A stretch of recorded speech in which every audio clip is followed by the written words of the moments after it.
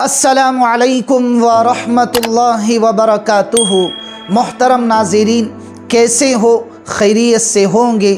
اللہ تعالیٰ آپ کو ہمیشہ صحت اور عافیت والی زندگی عطا فرمائے۔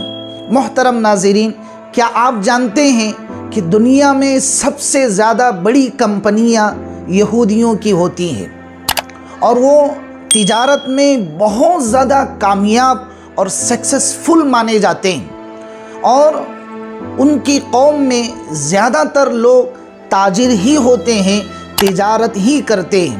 اس کے علاوہ وہ کوئی غلامی کا کام نہیں کرتے۔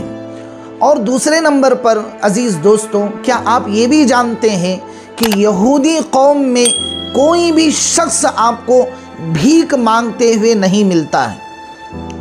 اور یہ بھی آپ کو معلوم ہونا چاہیے کہ پوری دنیا میں یہودیوں کی تعداد 9.2 ملین ہے، اور پوری دنیا میں مسلمانوں کی تعداد اس وقت جو ہے 1,40,00,000 لوگوں کی آبادی مانی جاتی ہے۔ اس طرح کی ریسرچ آج تک پہنچی ہوئی ہے۔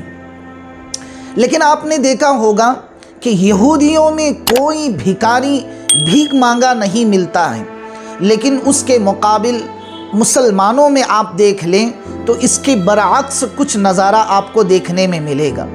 تو آج کے اس ویڈیو میں آپ کے سامنے انہی پوائنٹ پر بات کی جائے گی۔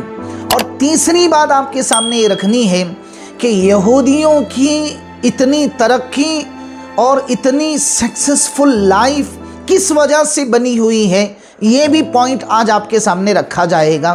لیکن آپ سے میری یہ گزارش ہے کہ آپ ضرور، اگر ویڈیو پر ہمارے چینل پر نئے ہیں تو ضرور سبسکرائب کریں، اور ضرور ہمارے اس ویڈیو کو لائک کریں، اور دوسروں تک ضرور اسے شیئر کریں۔ تو چلیے آگے بڑھتے ہیں۔ ایک مسلمان نے ایک یہودی سے پوچھا کہ تمہاری اتنی کامیابی کا راز کیا ہے؟ اتنی سکسیسفل زندگی کا راز کیا ہے؟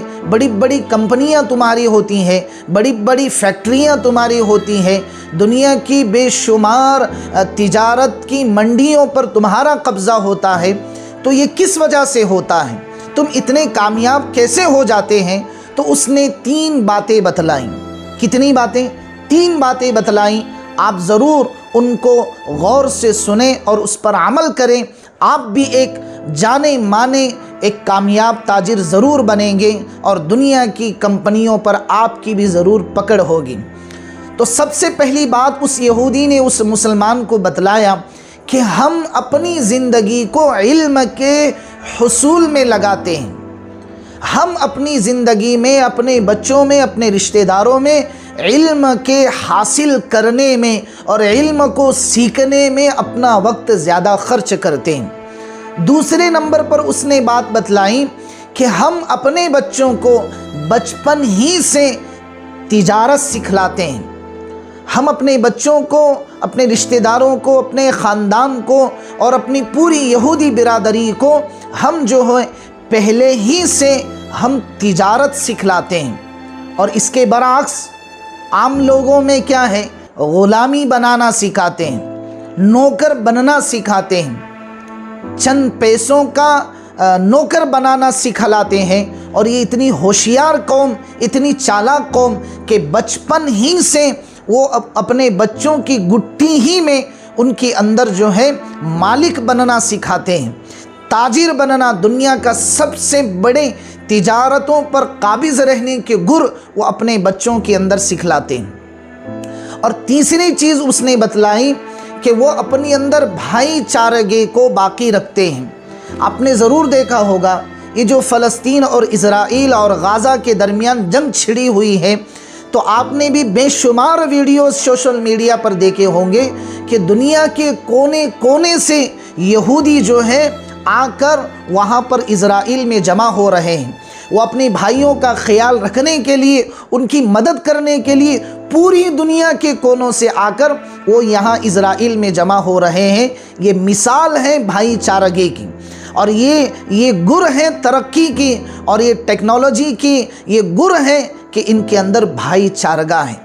اور اسی کو قرآن کریم نے کتنے سالوں پہلے ہمیں اس کی تعلیم دی کہ وَاعْتَصِمُوا بِحَبْلِ اللَّهِ جَمِيعًا وَلَا تَفَرَّقُوا، اے مسلمانوں، اے ایمان والو، تم اکٹھے ہو جاؤ، اللہ کی رسی کو مضبوط پکڑو، آپس میں تفرقے نہ ڈالو، کوئی شیعہ بن رہا ہے، کوئی سنی بن رہا ہے، کوئی فلاں بن رہا ہے، کوئی فلاں پہ جھگڑ رہا ہے، کوئی فلاں چیز پہ جھگڑ رہا ہے، تم آپس میں اختلاف مت کرو ورنہ تمہاری ہوا اکھڑ جائے گی اور تمہاری کوئی قیمت، چاہے تم تعداد میں کتنی ہی زیادہ ہو جائے، لیکن اگر تم آپس میں لڑ پڑو گے، آپس میں اختلاف کرو گے، ایک دوسرے کی قدر اور قیمت نہیں پہچانو گے، ایک دوسرے کو بھائی سمجھ کر زندگی نہیں گزارو گے، تو تم دنیا کے اندر ختم ہو جاؤ گے، تمہاری کوئی قیمت باقی نہیں رہے گی۔